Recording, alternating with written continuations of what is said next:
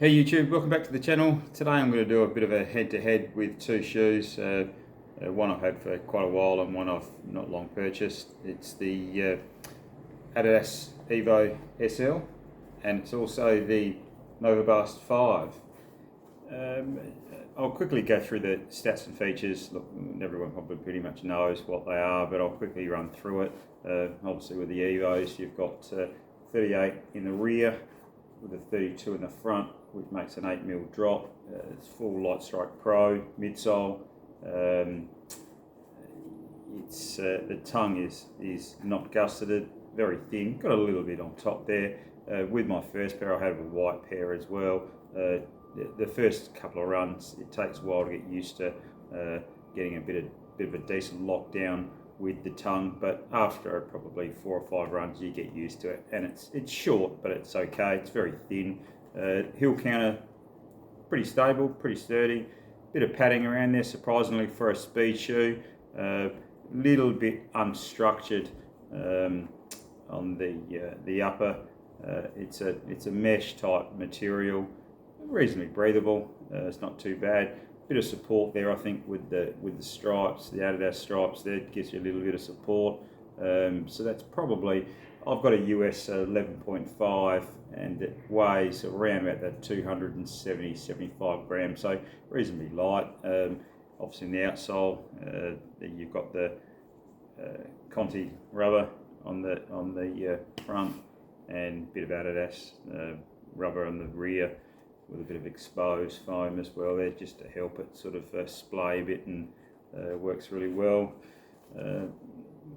On my initial pair I've put about probably 700 Ks on them so far. Going on to the Novablast 5, obviously I've got mine in the Tokyo version, which I really like. Some people obviously hate them, but I really like them. Again, I'll quickly wrap through the specs on this. You've got 41.5 in the rear, so a little bit higher, and 33.5 in the front with an 8mm drop. The foam they're using here is a FF Blast Max midsole. It's a nitrogen infused foam, I believe. Again, in the US 11.5, it's about 295 grams. So not too heavy, not too bad. It's an engineered mesh upper with, again, the tongue's pretty thin, but it's gusseted on the sides, at least this tongue here, a little bit on the top there as well. It's got this little ridiculous thing which I sort of don't really understand why it's there. On the heel tab, pretty sturdy. It's got a pull tab down the back, which is fantastic. I really like the pull tabs, to be honest. Bit more cushion on the inside, on the heel, just a lot more structured. Obviously it's a different type of shoe, so that's probably it for the stats and features. I'll go through, look, price wise, in Australia they're both $240, so look, reasonable price, you know what I mean. That's probably what you pay for a decent running shoe these days at the cheaper end, which is probably pretty ridiculous, but that's what you pay for a running shoe these days. I'll go through my thoughts on both shoes. If people have them, fantastic, and give me your thoughts. If they don't and they want a bit of an idea on what they should probably buy, or if they should buy it, I'll give those thoughts and that as well. Look, they are a completely different shoe in my opinion. The Evo is, to me, is definitely a speed shoe. You can use it as a daily, but it's probably a bit too aggressive with the rocker as a daily type shoe. And again, I personally, I'm only 57 kilos, so I'm pretty light. I probably, for me, I wouldn't take it any further than about 20 Ks. If you take it on a longer run than that, I think you probably, your feet are going to be screaming because of the aggressive rocker, and also because it's just not structured whatsoever. That said, the Light Strike Pro, it's awesome. It's just got great rebound. Stability is pretty good. There is a little bit of a wobble there, but you pick up the pace. It just wants to go fast. It just wants you to pick up the paces. For me, I use it probably twice a week. I've mashed my first pair, but I still wear them and I love it because they're just such a fun ride. I still struggle a bit with the aggressive rocker. It gives me some pretty sore calves after a pretty hard session. But that said, I just keep going back to it because it's a fantastic shoe. For a new runner, would you buy it? I'd want to be careful for a new runner. As a speed shoe, yeah, if it's an out-and-out speed shoe, yes, I would. Just be careful because it is got that aggressive rocker, and if you're not used to a 6mm aggressive rocker, you're going to be in a world of pain. So I probably would recommend it more for a runner who's been running for quite a while or an advanced runner. Then over to the Novablast 5. Look, I really wanted to get a pair of these. I needed a new pair of dailies, so I pushed the button on these, and I really like the Tokyo version. I do like a shoe with a bit of a wow factor. They're a true daily, definitely. But that said, they're light enough to pick up the pace, and they can hold sort of marathon sort of paces.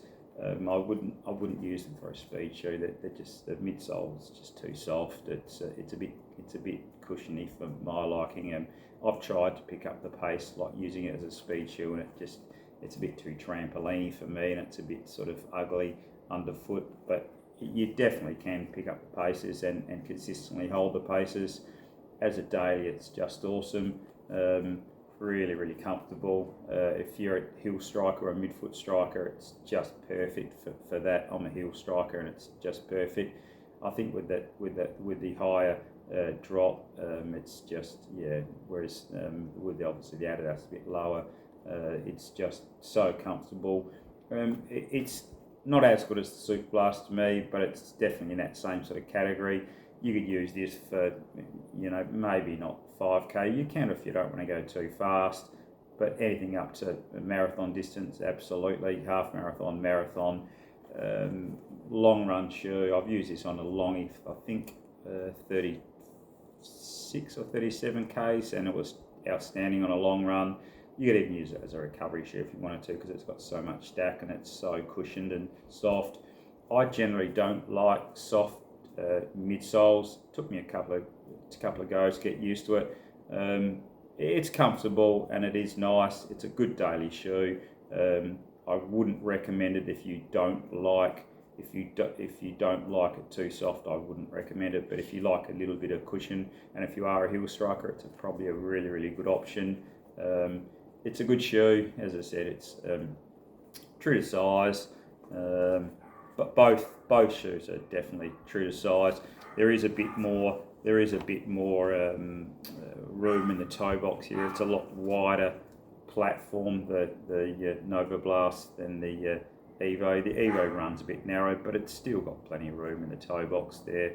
Whereas looking at the outsole, you can see that the Novablast is a lot wider. It's a lot more stable. So yeah, look, they're both really, really fun shoes. Obviously I've picked up both.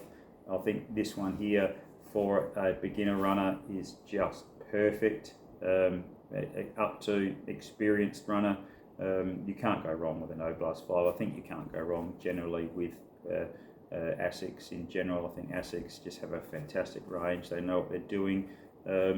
Do I have a favourite shoe? Oh, look, it's probably the Adidas, because I like to run a bit faster.